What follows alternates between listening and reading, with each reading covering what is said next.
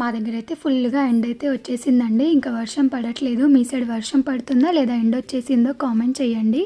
Hi welcome to another mini vlog. ఈరోజు వీడియోలో వచ్చేసి నెయ్యి అయితే చేస్తున్నానండి. ఇది వచ్చేసి 1 మంత్ నుంచి తీసిన పాల మీగడ.